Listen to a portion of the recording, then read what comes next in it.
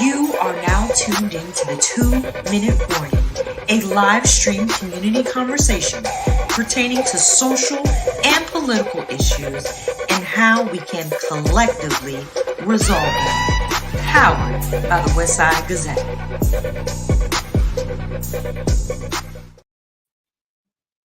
Good evening and welcome to the 2-Minute Warning.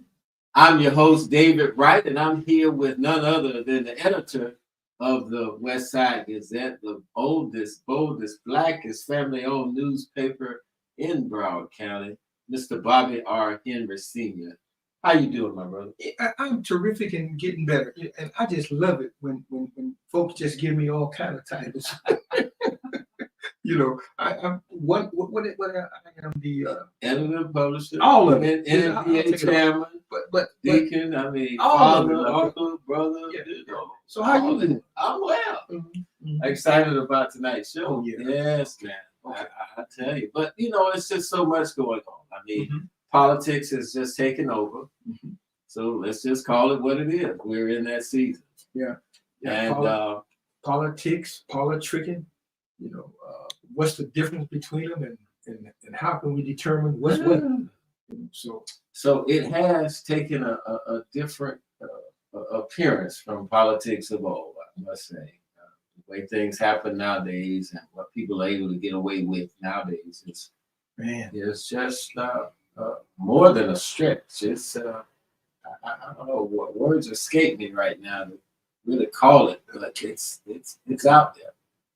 And we have to be mindful. We have to be tunneled in, tuned in, looking forward to the truth.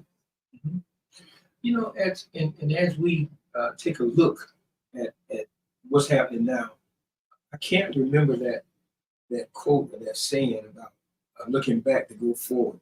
I do believe what the Sankofa bird. Yeah, Sankofa bird. Yeah.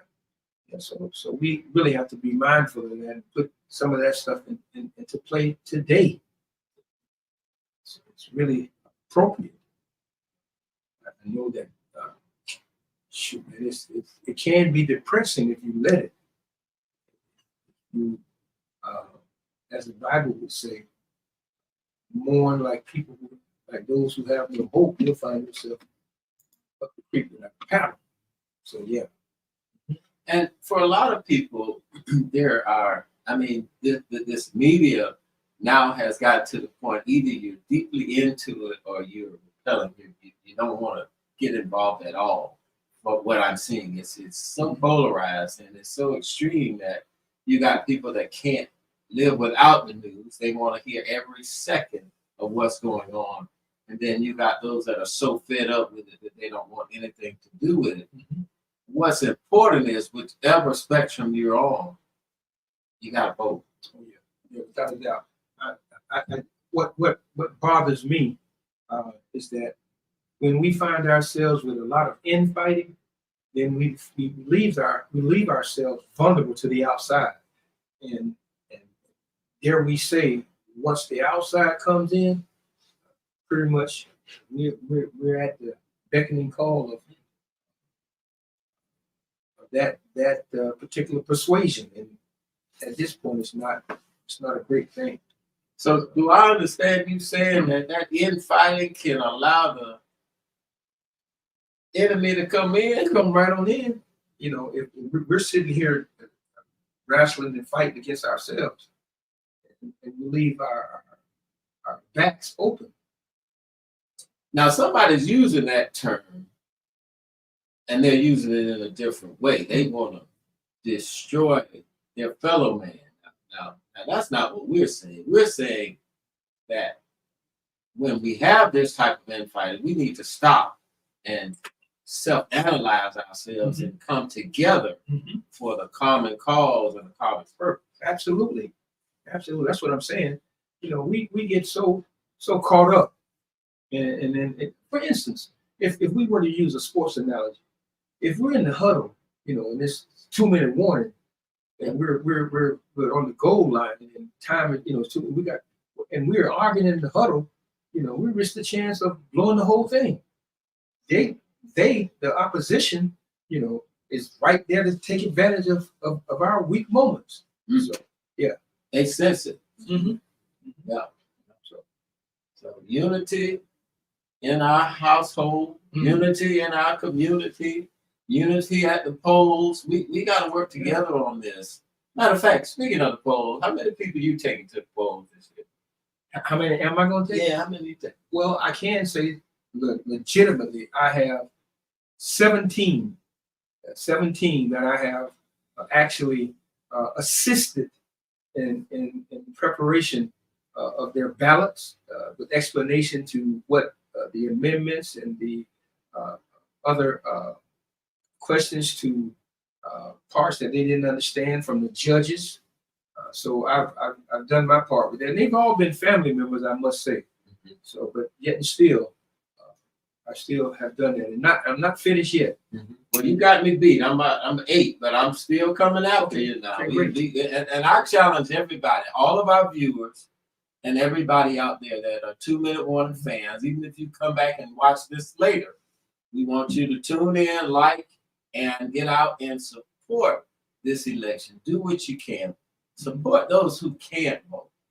Support those that need help, that you know are eligible to vote, but just don't stay in tune with what's going on in the political arena.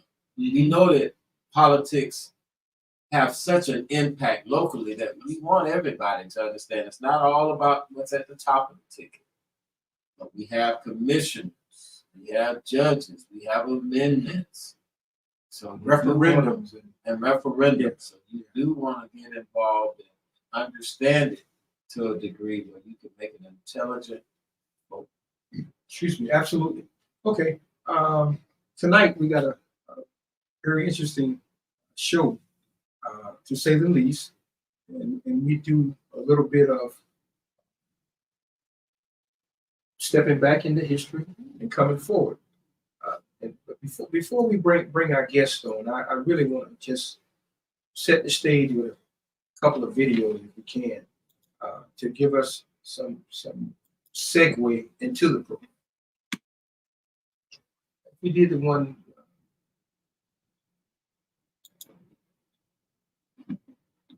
That one would be good. It's usually a time for celebration, but it can also be a day of sorrow and remembrance. It was on the night of December 25th, 1951 in Brevard County, Florida, that a group of white nationalists planted a bomb beneath the bedroom of Harry and Harriet Moore, 2 early members of the civil rights movement. The explosion did not kill them immediately, but both eventually succumbed to their wounds. Harry founded the NAACP chapter in Brevard County in 1934, and he and Harriet were the first of the organization nationwide to be assassinated for their efforts to promote African American rights. 5 investigations were held over the decades, and each of the 4 men responsible were eventually identified. No arrests were ever made. The Harry T. and Harriet V. Moore Cultural Center and Museum was erected in 2003 to honor their memory. Okay, that attributes part of our program to one of our guests. If we can have the other one, we want to set the stage, and then we'll bring all the guests on at the same time. Let's see.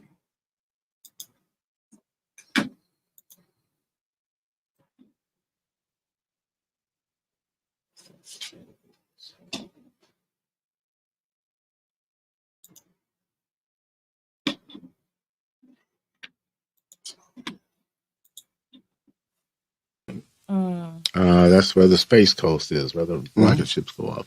And he became the principal of the colored school in Cocoa, Florida. His wife, as a matter of fact, also became a school teacher at the same school. And from his earliest years in Brevard County, Harry T. Moore started going around on weekends, on Sundays in particular. They had 2 daughters.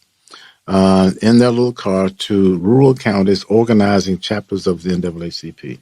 Not big cities. Not, he didn't come to Miami or Jacksonville. Okay. Okay.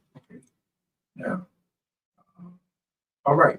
I see we've got our other guests. There's one more video I want us to bring it up. This is the one in reference to, I think it's 30 seconds. It's with the Jewish Federation. You didn't get that one? Okay. All right. So let's If we will, let's bring our guests on. Let's get started. So one of our first guests, I'm going to start with Mr. William Bill Gary. Mr. Gary is new to us here at the 2-Minute Warning, but Mr. Gary is a native of Philadelphia, Mississippi, graduated from Booker T High School, senior class president and class valedictorian. He later graduated from Tennessee State University in Nashville. And Mr. Gary now is one of the, can we say curators or one of the operators at the Harry T. Moore Foundation. And we just want to go ahead and bring Mr. Gary on and allow him to kind of embellish a little more all his accolades and everything he does. Mr. Gary, how are you, sir? Fine. How you doing? Can you hear me clearly? Yes, we can. Go ahead and tell Okay. us a little more about you. Well, you started an introduction. I was born and raised in Philadelphia, Mississippi, graduated from Booker T. Washington High School, and through circumstances, I ended up at Tennessee State University and eventually earned a degree in electrical engineering. While I was at Tennessee State, um, I signed up for what they call a cooperative education program. And because I had always had an interest in space from a young child, didn't know much about it, but I knew I liked watching the stars and the constellations and things like that. And so I wanted to work at a space center. And joining the cooperative education program allowed me to uh, end up at Kennedy Space Center here in Brevard County, Florida. That's really what my entryway into Brevard County in Florida. And I stayed with that program until I graduated and accepted a permanent position with NASA at the Kennedy Space Center and worked in design engineering for about 20 years. And then I was a facility manager, worked in payload processing, and eventually ended up in the space station directorate as a import-export compliance officer and logistics technical manager. I retired in 2008. But it was during my time that I was working at KSC that I became involved with the local NAACP branch. Uh, Initially, uh, my wife and I, we had purchased a home back in 1976 on Carpenter Road, North Carpenter Road, which at the time did not have any other black families out there. And we endured about a year of people throwing fruits and driving through our yard and um, knocking over, little planters and stuff that we had.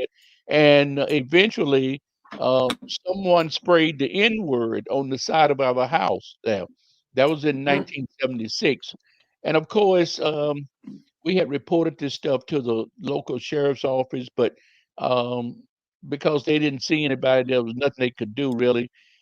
But I called the local newspaper, and they did a big story on that, and so that drew quite a bit of attention to some things that was happening here in Titusville, where I live, in Titusville, North Brevard County.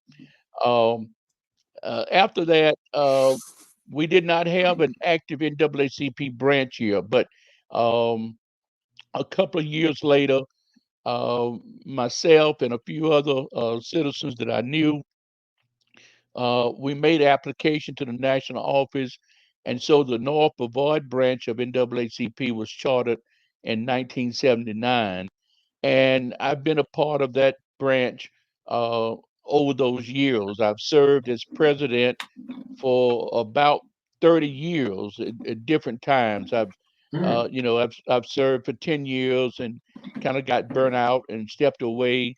and then came back and actually I came back last year when the branch became inactive, and we reactivated the branch, and we just about complete with the branch elections here for the next 2 years, and it That's looks like awesome, Mr. probably Garrett. gonna Mhm. yes. That, Hmm. that's awesome. So let us get some of the other guests on, and we're gonna hear a lot more about, because you have another active role that you're doing as well. You want to tell us Yes, about, right. correct? Yes. Okay. All right. Well, let my brother go ahead and bring some of our other guests All on. right, let's do this. The if we could, Vance, can we do that one? And the other guests.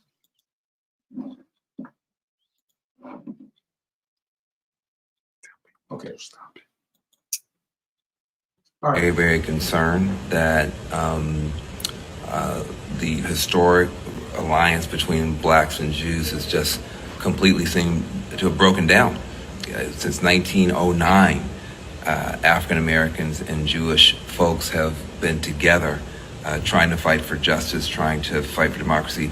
The NAACP was in fact a black-Jewish alliance that was formed when the racism, the discrimination against blacks and Jews was so extraordinary that we had to stand together. Our backs were against the wall.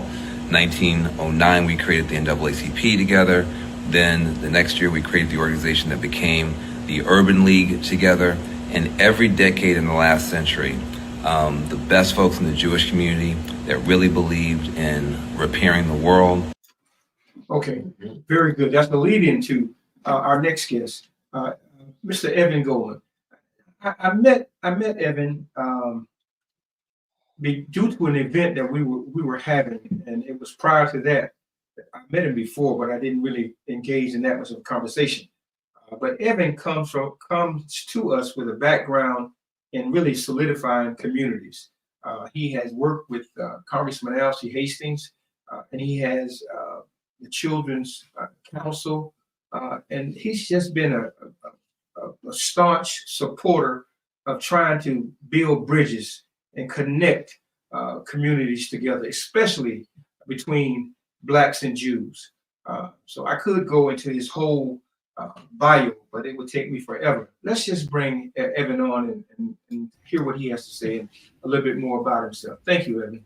Well, thank you, and I think I'm going to send David and Bobby. I'm going to send you a therapy bill, because we'll let it go once you've been on the 2-minute warning. I think that when if God was to knock and call me home, I said, "This is it. I've been on the 2-minute warning, and I'm good. I'm good." So thank you.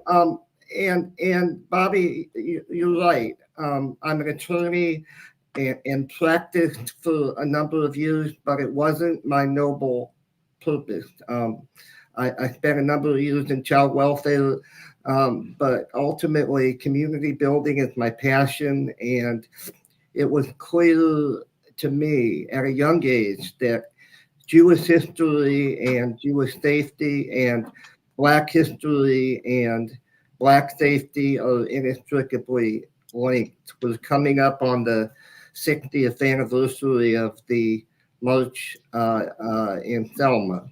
And that march, as we know, was fundamentally about democracy. This election that's coming up, in no uncertain terms, is unlike any other that we've ever seen. It's not about just going to the polls, not like even 2020 or 2016. It's hyperbole to say this election is the most important in our history. But to be sure, what we're facing today, what we're facing together, what we're going to talk about over the next hour is our shared future. And as we say in our tradition, Kol HaKavod, that means good job for shining a light on this important topic. Thank you. Great. Great. So next, our next guest is also associated with you, Evan. So we're going to bring on now our attorney, Denise Latal.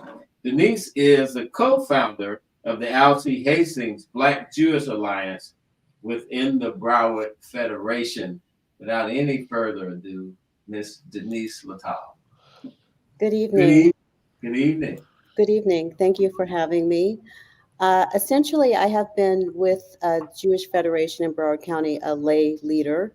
I have the distinction of being Black and Jewish, which is why I also think that I am one of the, or hope at any rate, that I'm one of the better bridges between the two communities, having obviously some understanding of what it is to be both and to actually have a foot in both communities.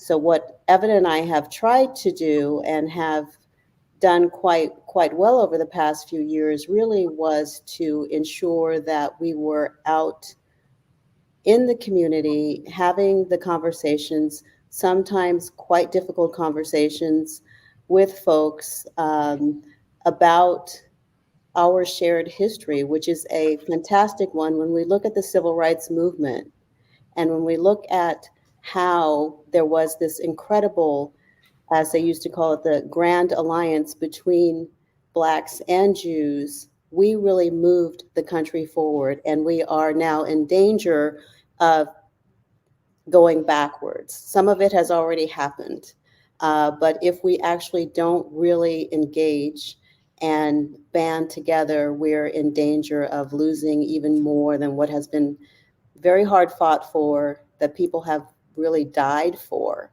So along with Evan, I have been quite passionate about trying to ensure that we bring the alliance back. It's not going to be what it was before, but of course, a new version of that where we are working together as strong allies for purposes that serve our communities is extremely important, especially today. Okay. Thank you. Thank you, Denise. Very good. I see our other guest. I don't know if he's not. Okay. Well, when he comes back, we'll bring him on. Here he is. Okay. I'll just keep our. Okay. Our next guest is no stranger to the 2-minute warning or to civic engagement, nor is he afraid of hard work coming from with a union background. And I found out something this morning that he was a track star at Lincoln University under one of the greatest track coaches there were. So I'll just bring on former State Senator Tony Hill. Good evening. Good evening, Frat brother, Bobby. Yes, sir. How are you, Frat? We're doing good, man. We're doing good. Just had left a memorial service for the Sepulveda 7 over the weekend. Some people went to the Gullah Geechee community there to have a great celebration, and on their way back, the plank gave out, and 7 of them drowned, and 4 of them were from Jacksonville. Oh, wow. Wow. Heavy hard this week, heavy hard. But we're on a, as you heard Bill Garrett say, we're on a mission and praying, and hopefully we can bring on the Jewish community. But one of the greatest civil rights activists, and I also want to let you know that they are the first couple and they're the first martyrs to die in the civil rights struggle, which was in 1951, when Klansmen put a bomb under their house on their 25th wedding anniversary. And we have done everything in our power to uplift that story, but we need to get that story to the screen.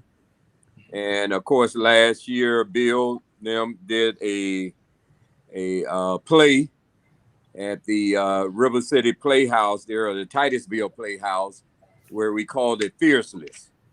And the story of Harry T. Moore and Mrs. Moore, Harriet Moore.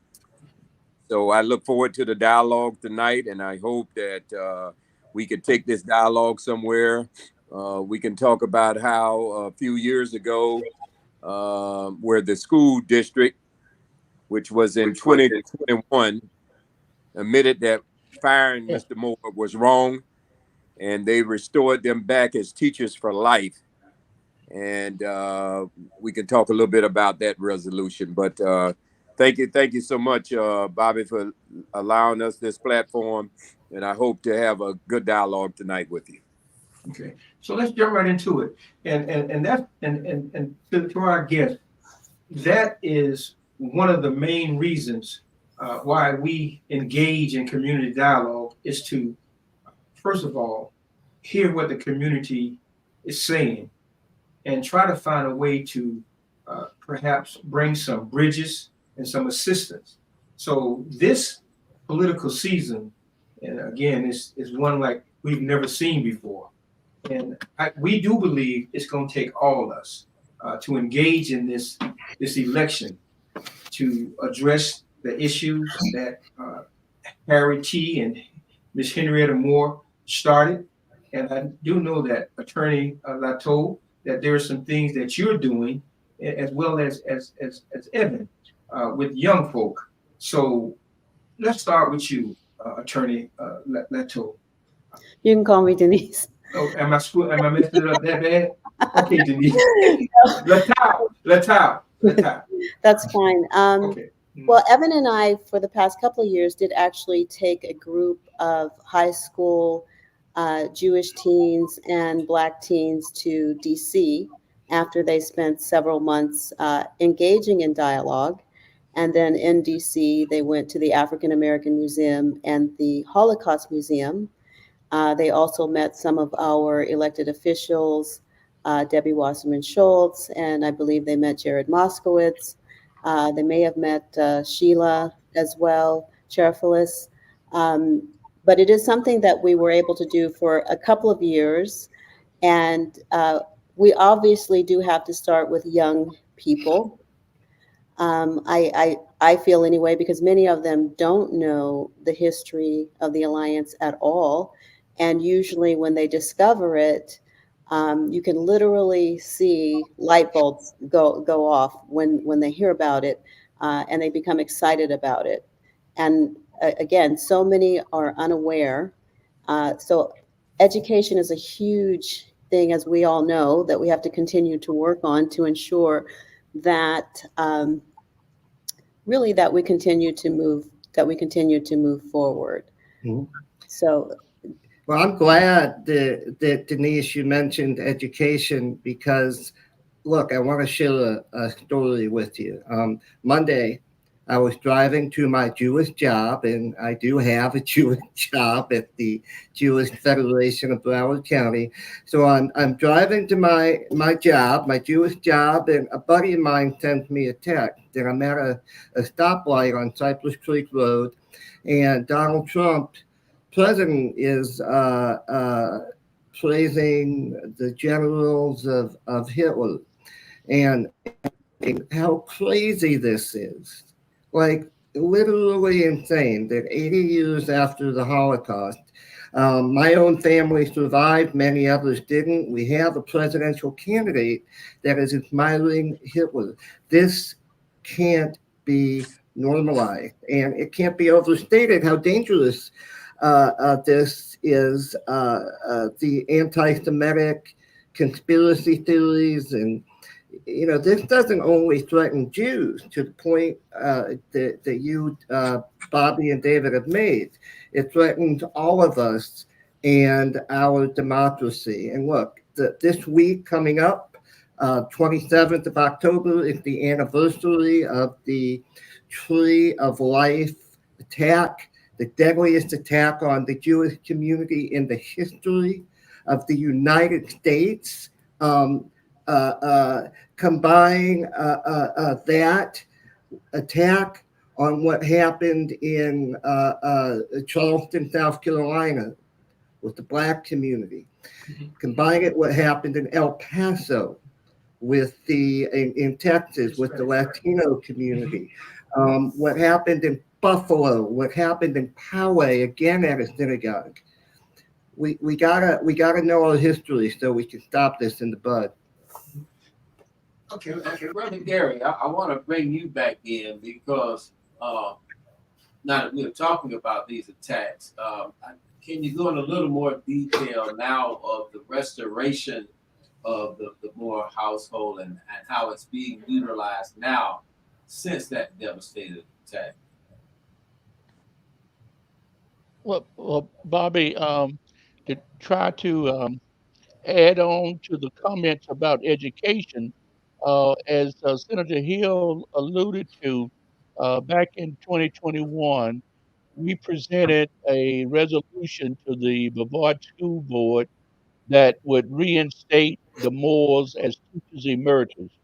Along with that, that resolution created a legacy curriculum. So a task force was put together with local teachers, myself, and several of our board members, and we created a curriculum which is now being taught in the fourth, fifth, seventh, and 10th grade about the Moors. It's the curriculum is about the history of the Moors. Along with that, um, all eighth grade students here in Brevard Public Schools are afforded a field trip out to the Moore Cultural Center and Museum. And to date, we've had over 16,000 students come through the Moore complex there to learn not only about the Moors, but their history and involvement in civil rights movement.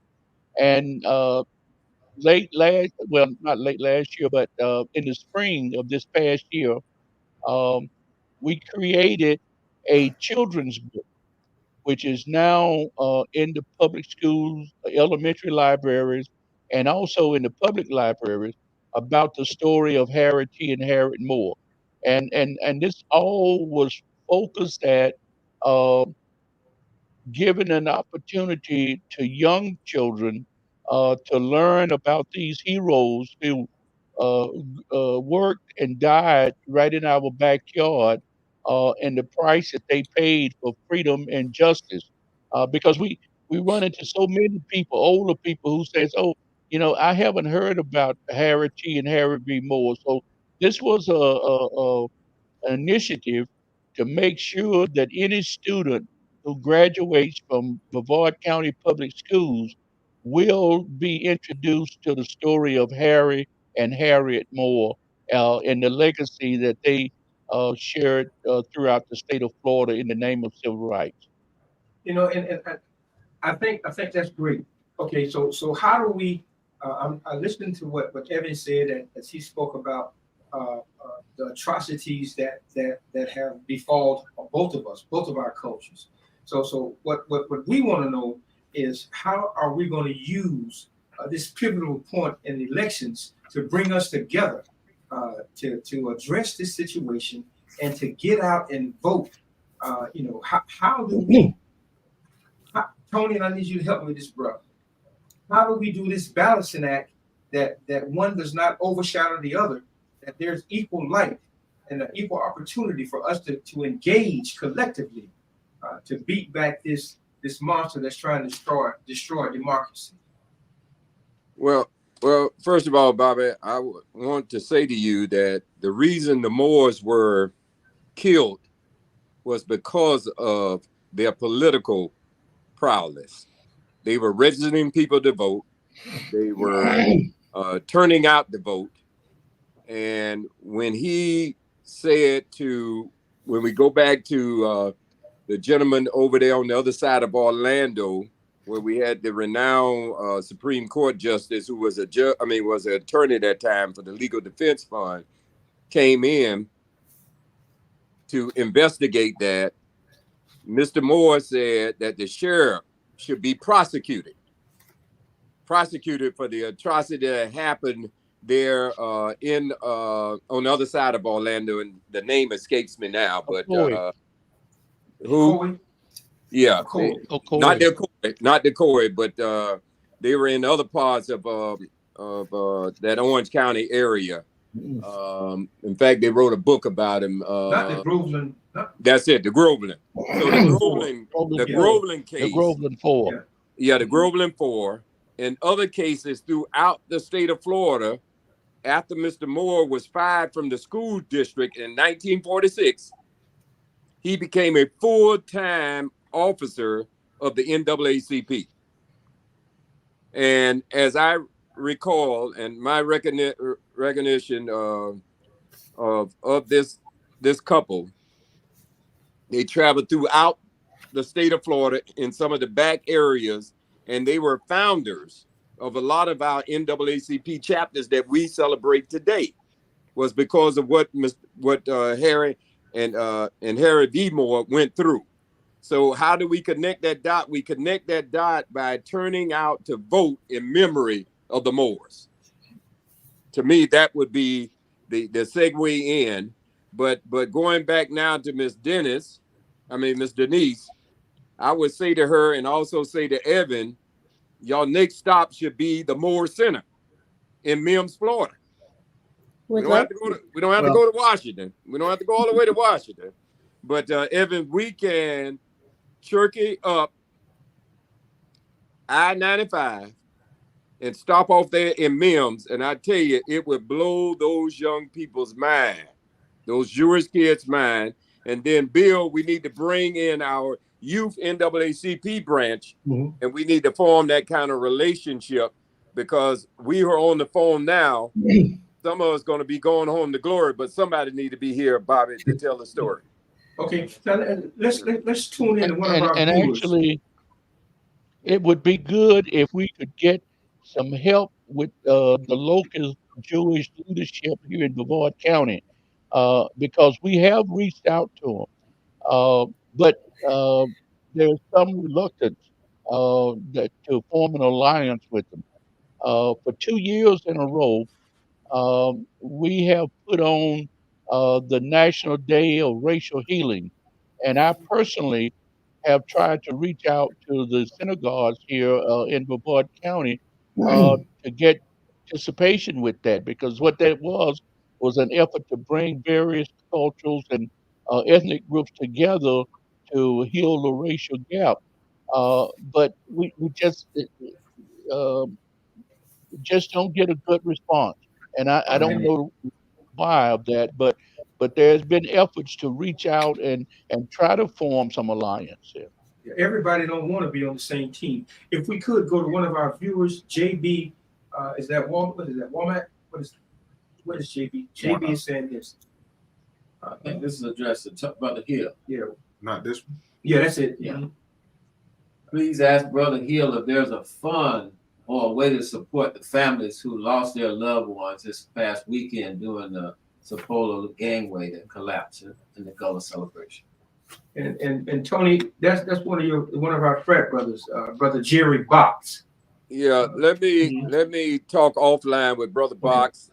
In fact, Brother Box, if you're hearing me now, let's just talk a little bit afterwards, because we had a somewhat of a prayer visual tonight at St. Paul AME Church. So let's talk about that, because I have some ideas, but let's talk offline.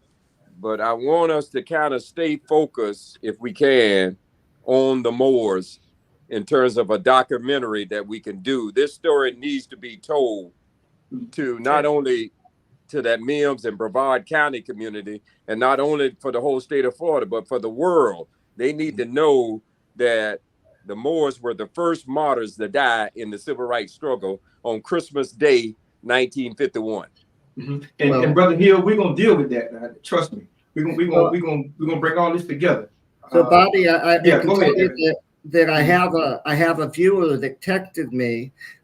Denise and I, along with our partner in community, Karen Demmel, led a trip to Montgomery, Selma, and Birmingham that looked at the civil rights movement through a Jewish lens.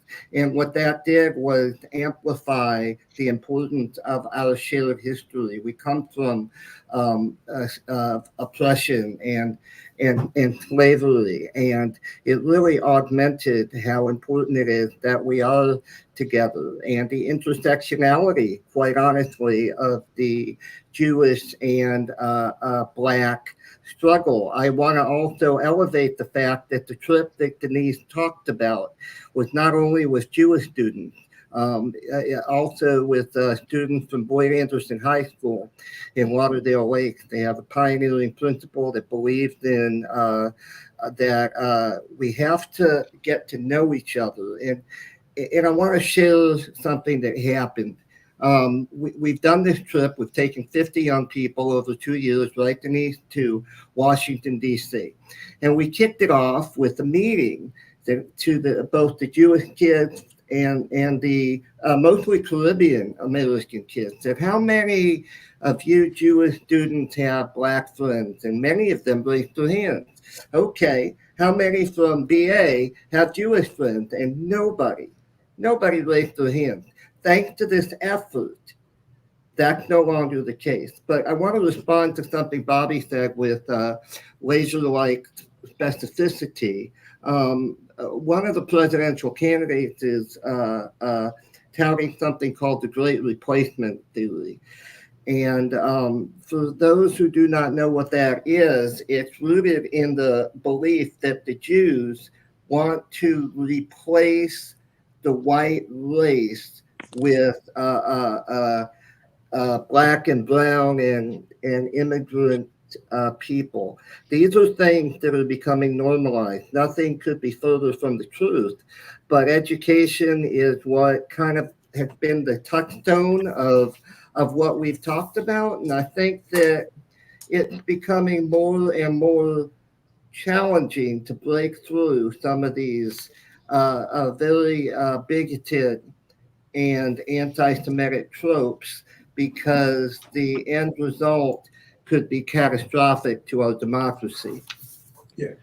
Well, I just want to say quickly that what we need to do is express a sense of urgency along with the history that we have, because again, most people are not aware of it, but the sense of urgency of what's going on today, that we do have parties espousing or individuals espousing things such as the Great Replacement Theory or whatever else that it is. There has to be a sense of urgency, and there has to be that old reminder that we all had when I was growing up, as if, you know, those who don't know history are doomed to repeat it. We definitely do not want to go back to those days where you had individuals, leaders like the Moors, losing their lives because they were doing something to further equality in this country. So I think if we can somehow show the urgency and provide the history, I think that we can actually galvanize more people to actually get out there and vote and assist other people in voting. Mm-hmm. Evan, I want to jump in here real quick. Unification between the two Jewish and Black communities on a national level, on a local level, what does that look like to you? Or what does that look like? Can we frame that up? Is there something official you see us having an alliance that's truly made known, publicized, and there are conscious efforts put behind it for its success? I think so. I think that the response is necessary. I think that leaders like Van Jones, who you've seen, certainly National Jewish organizations are doing this. But I always say, and you know, Bobby talked about how I learned at the elbow of Congressman Hastings, Judge Hastings, is you gotta kind of take care of things in your own house, right? Locally. And then it starts to snowball. Look, we have to come together where we are. Jews and Blacks have worked together for a long time. Of the freedom riders outside of the state of Mississippi, Mr. Gary's home state, 40% were Jewish. And if you count the attorneys that worked on the civil rights issues, it was over 50%. We don't have to just educate people. We need to lead, to your point, David. I think that MLK said that a voteless people is a powerless people. So the most important step that we can take is to the ballot box. The problem is we can talk policy all day, right? And we can debate policy. And Senator Hill, who was on this, did an amazing job in the Senate. I wish he was here. I admired what he did on education, right? Remember the one Florida that he and Senator Meek really spoke truth to power and stood up for the, oh, there he is. Senator Hill, I was just sharing with my admiration for what you and Senator Meek did on the one Florida in the context of the importance of education. But we're not debating issues anymore. We're personalizing and denigrating people. And that's cancerous. And what do we know about cancer? It'll ultimately kill you. We need to return to civility, and we need to debate these issues because it's important. The last thing I want to say on this is because of the work that I do, I know diplomats who work for the state of Israel. And one day I was really, really depressed. And I said to a friend who's actually in Munich, I said, I'm done. Find me an apartment in Israel, Munich, Canada, you name it. And she said, Evan, this is big. The world looks to the United States. Her words were, the free world needs America. She didn't want me to leave. She wanted me to stay here and fight. Yeah. I know she wasn't alluding to the person who's running against VP Harris as a representation of America. I know that. Now let me say this. I can say that we understand, we talk to each other, but where is that connection to the grassroots people? Where is the Jewish connection to the grassroots black person? And where is the black person's connection to the average Jewish person? You know, we do good from the top, but when it comes down to getting into the nuts and bolts of things, that's not happening. And I'm saying that from experience, you know. And Evan, you and I have had some extensive conversations of some things that we need to do.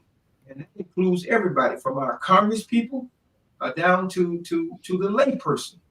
If we're to move together, then that alliance has to come down to the nuts and bolts of the grassroots people. Where is the and brother William, I asked you that question too. I know you're doing stuff with the where is that interconnection with the that from that level at where you are? Bobby, one of the things I think that needs to happen to reach this goal that you just mentioned is that we have to have more interaction among people, the average person, to begin to understand that we actually have a shared history. I think Evan mentioned it early on that the African Americans and Jewish Americans have a shared history of struggle against discrimination and injustice in this country. However, I think um, primarily because of the prosperity of many people, we have grown apart there, and uh, the the the desire for money and other material things often separates us from actually working together for our common good. Now, one of the things that did happen out of this National Day of Racial Healing event that we put on this past year was that um, one of the religious communities, religious groups out of the south part of the county uh, came to visit my church, historically African American AME church, just to worship and get a sense of how our worship service goes And after the service, of course, there was a reception with food and just, intermingling and talking and getting to know people as neighbors, even though we've lived 50 miles apart. I think if there was more of those kinds of things, it would certainly, I believe, help us begin to go back to that grassroots sharing of our common history and interests again. And brother, I'm gonna say this. New birth out of Atlanta, Georgia. There was an incident. I don't like bringing up negative incidents, but there was an incident from a lady when VP Harris was speaking at the church. So there was an incident where the lady had a white lady. I dare not say if she was Jewish or not. I think that she was. It was reported, but she was escorted out of the church. Now, so when we're talking about forming a grassroots relationship, it doesn't necessarily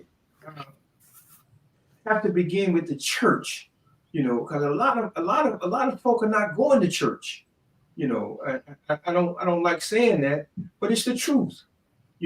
So we have to meet these people where they are.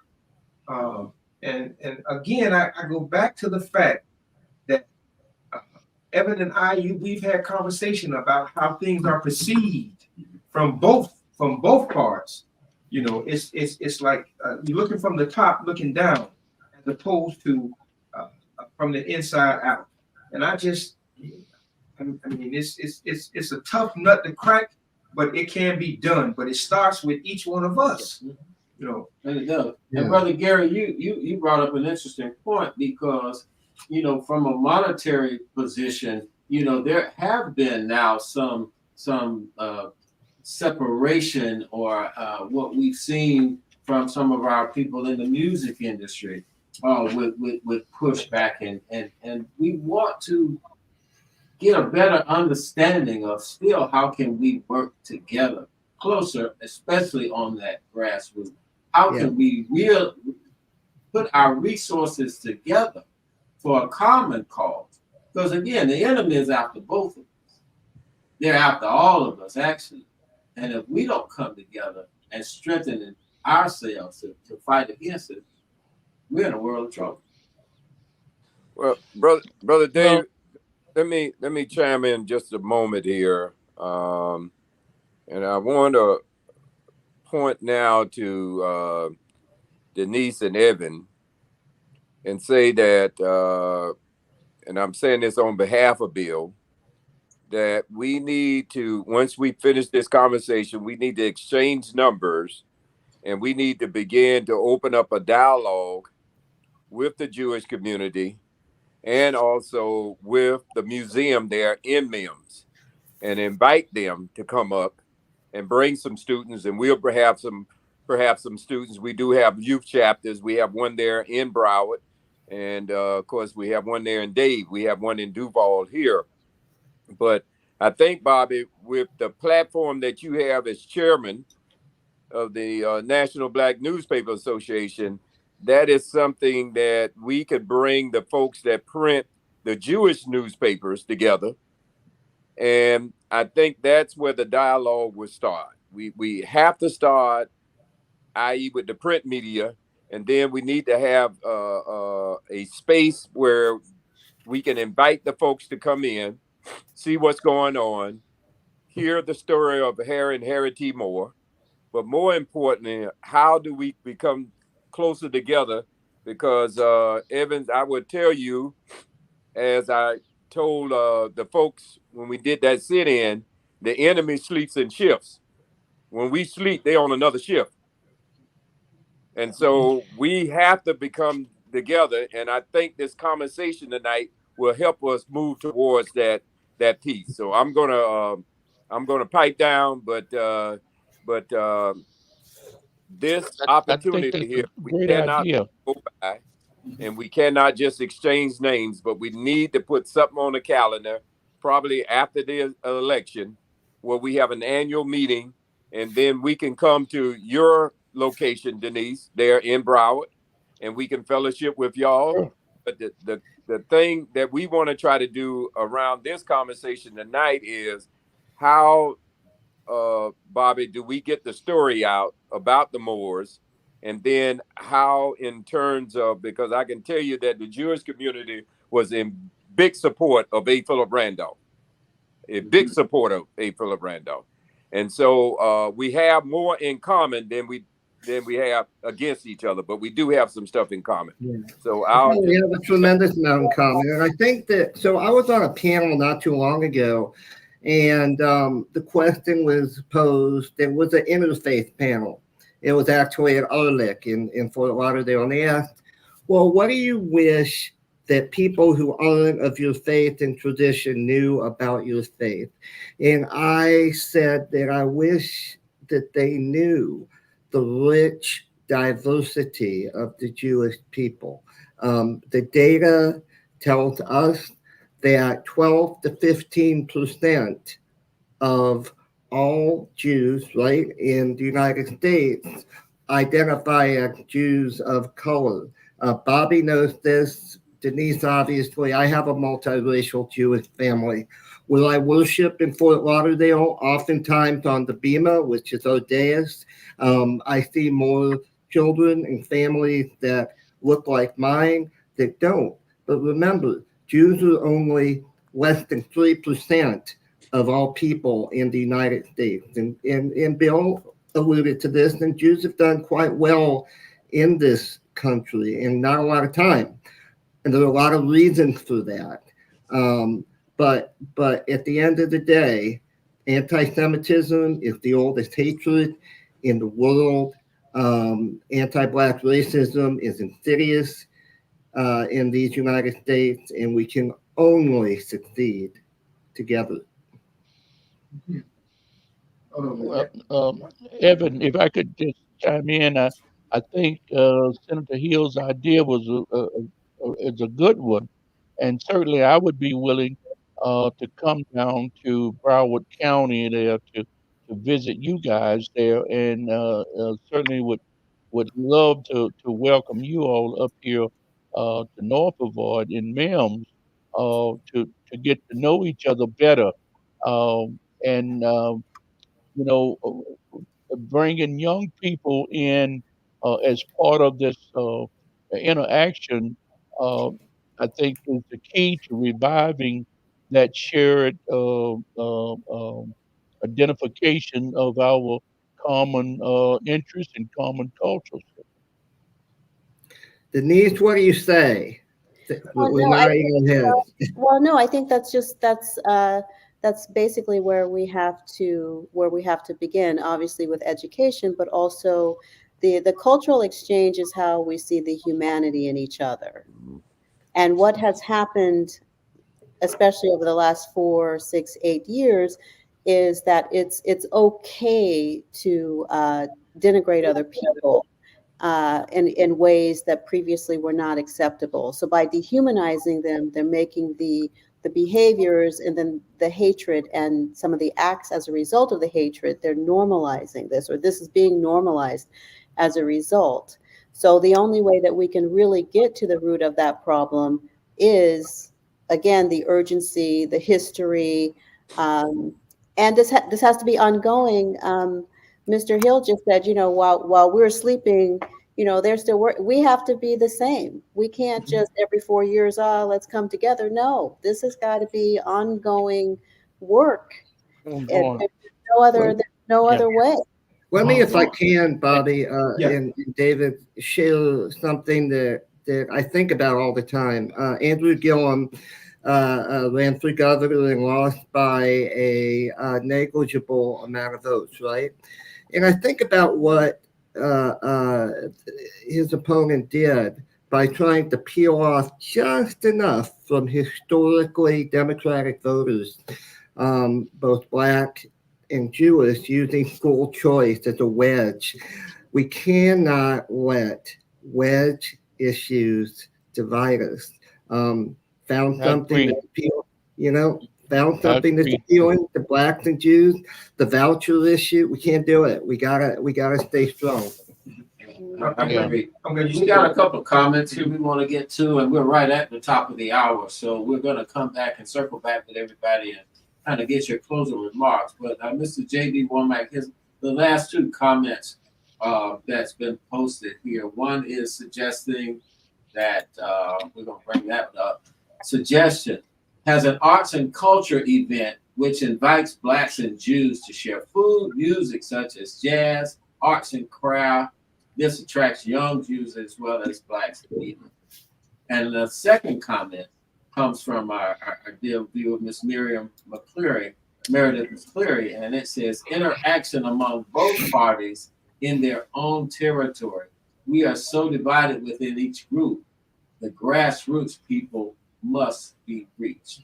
And then also there's a sense of urgency for that. So between cultural activities, that could be an opportunity to also reach grassroots. But Brother William Gary, I agree. I think the information that Brother Tony Hill shared with us, I think we need to share that information amongst ourselves, come back together and continue this dialogue so that we can address some of the grassroots. If I can say this, there's a museum here, the Holocaust Museum. So the museum, the Harriet T. and Harriet Moore Museum, that may be an opportunity, Evan and Denise, to have a conversation at that museum, because that museum has the backing of the county commission. You know, I don't know what's happening in your neck of the woods, Brother Gary, but I do know that museum is supported from I want to say from a governmental standpoint. I don't know if that's happening where you are. So maybe it can be in a collaboration where that can happen. But I also want to say this too.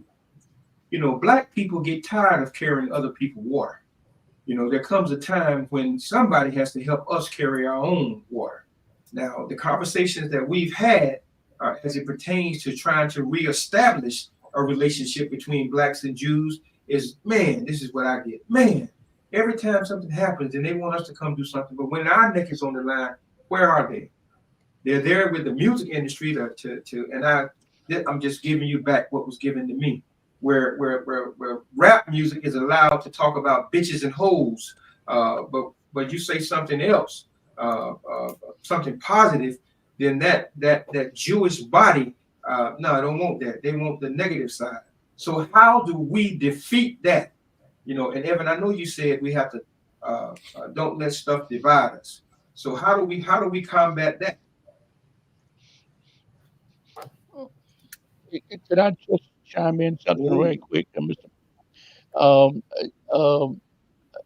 If you would, you can share my contact information with Miss Denise and Evan, so that we can get in touch with each other after this is over with. But one of the viewers who mentioned having an arts and cultural type festival that's targeted toward African Americans and Jewish persons uh, may be a way to begin to reach this grassroots uh, group that we're talking about. And that's something that I certainly think has the potential that we could put on out at the Moore Cultural Center and Museum there. And I'm thinking during February or whatever, we could possibly put on an event and draw from. There's the Holocaust Museum over in Maitland, Florida, in Orange County. There's a synagogue in Vieira in South Brevard County. And we could reach out and try to draw support from those institutions there, and that would begin the dialogue that we're talking about now. Let's get together and get this vote out. Thank you. Yeah, let's do that. Let's get together and get this vote out, and don't let democracy die at the ballot box. Because if we let it die, no museum, neither museum would be of any service to any community, because the community would not exist. You know, we won't be able to learn about our history. We won't be able to have all the stuff that we have. We won't have it. So let's get this vote out collectively and make a pact that that's what we're going to do, and not let democracy die.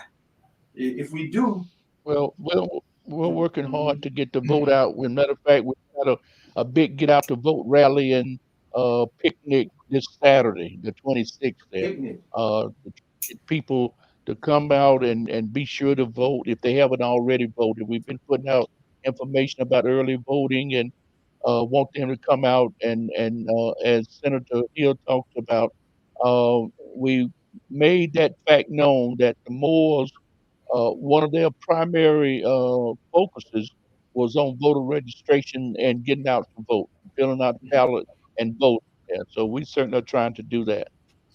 Well, you know, there's an old adage that imitation is the most sincere form of flattery. And of course, we're all familiar with Souls to the Polls. Denise and I have ushered in something in our state called Bema to the ballot box, meaning we want to make sure that Bema to the ballot box, making sure that folks in the Jewish community do, in fact, register, get educated, and vote. If I, you know, and Bobby and David, you issued a challenge to us at the top of the hour. How many people are we going to get to the polls? And I think what you described is how Denise and I, you know, we all get questions. Hey, how do I vote on the amendments? How do I vote on the judges? How do I vote on the down ballot issues? If I had $1 for every request that I fielded, I'd be in good shape. So that's what we need to keep doing, and we're gonna keep at it. Evan, send me And that flyer. we have also initiated the Souls to the Polls in our churches. Yeah. Evan, send me that. Okay. How are you finding? I'm finding that most people are actually excited to vote and kind of ready to vote this year, unlike previous years. How are you finding it in your areas? I was with young people yesterday at a high school. They're all ready to vote, and I was surprised because previously it's been, oh, I don't know why I need to do that, or it doesn't. So people do. There seems to have been a shift of the importance of it, or at least that's what I'm hoping. But what are you finding? Well, the seriousness of this election. Go ahead, Brother Gary. We're having near record turnout due to early voting in Orange County. They're having record turnouts for early voting. So a lot of people are excited about voting this time around. And I would just add, the seriousness of this election is we got to be above excited. This is a matter of the democracy again. This is a matter of our lifestyle, the way we live, operate today. That's all it is. And we don't impose the seriousness of this election on every eligible voter, that they need to have their voices heard. This is the loudest voice you have right now, is being able to cast your vote. Right. And after this, we start voting locally. After we do this big, then we have to start voting in everything at every time, at every turn. Not just for the national, but every single local election, everything. Okay. All right. Well, we're at the top of the hour, dude. Yeah, we're at the top of the hour, and we just want to go around and get a closing remark, 15, 20 seconds. We're going to start with you, Mr. Gary. If there's anything you just want to let our viewing audience know. Again, thank you for having me on, and with the other esteemed panelists. I really appreciate this opportunity to talk about the legacy of Harry and Harriet Moore and voting and what that meant to them back in the 1940s and ultimately led to their death, and what that means today. I'm hoping that everybody takes it very serious and put forth an effort to vote early from they have until next Saturday to vote early, or if they don't, but certainly be out on November the 5th and cast their ballot. As Mr. Powell said, democracy is on the line, and we have to ensure that democracy stays alive and stable. All right. Former Senator Hill, closing remarks? Well, I want to just close with a quote and say ditto to everybody that has been on the call tonight. And I just want to close with this thought and hope that this won't be the last time, Evan and Denise, that we come together. We look forward to really meeting you. But it says, I have endeavored to help the Negro race and laid my life on the altar. Harry T. Moore. Thank you for the opportunity, Bobby. Okay, you're welcome. Thank you. Brother Evans? I want to begin by saying thank you. Thank you to the folk that I know and the new family. In Yiddish, we say mishpucha. And, we talked about Congressman Hastings, and I always found him to be somebody that didn't promise and did deliver. And I believe that Senator Hill and Mr. Gilley was gonna take this fight beyond our borders. We're gonna go to Brevard County. We're gonna learn about this history of the Moors, but most importantly, we're gonna do it together, and that's what matters. Yes. Let's keep at it. Good. Awesome. And Attorney Denise Littell.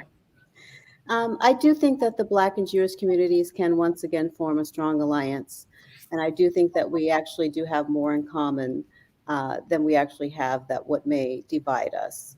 And as Evan mentioned, there is a sizable population of Jews of color that are working and striving together in order to kind of create this, or recreate, I should say, this sense of unity so that we can actually fulfill the promise of making where it is that we live a better place to live in for everybody. Very good. Okay, before I give my closing remarks, I want to put this flyer up. There's an event at the Broward County Main Library, and it's dealing with one of our supervisor of elections who made it her personal point to get Black folk registered. And there's a display of her, some of the early voting cards and ballots. But she, Miss Esther Lilly, was a white lady that went against the grain. She bucked Sheriff Clark. And so this will be a very interesting discussion. I'm one of the ones who will be on the panel along with Miss Erin Purdy, who is the archivist for the special collection at the library. So it's going to be very interesting. So that's the flyer there. Now, and I also want to say thank you to our viewers. And I hope that there was something said that moved you to a point that you want to really go out and understand and find out more about this relationship. So as we close, remember that democracy is not just a concept, it's a responsibility. The unity of Blacks in the Jewish communities has historically been a powerful force for progress, from marching for civil rights to fighting against injustices. Now, as we face a crucial moment in our nation's history, it's time to come together again with renewed strength and purpose. Our votes are more than a choice. They are a stand for principles that bind us. Let's reignite the spirit of our shared struggle, defend our democracy, and ensure a future where justice and equality prevail for all. Together, we can make history once more. So I want to say thank you to everyone who took part in this tonight. And please, please, let's go out and vote like our lives depend on it. because they truly do. So thank you, Evan and Miss Denise and Mr. Gary and my brother, Mr. Hill. God bless you all. Yes.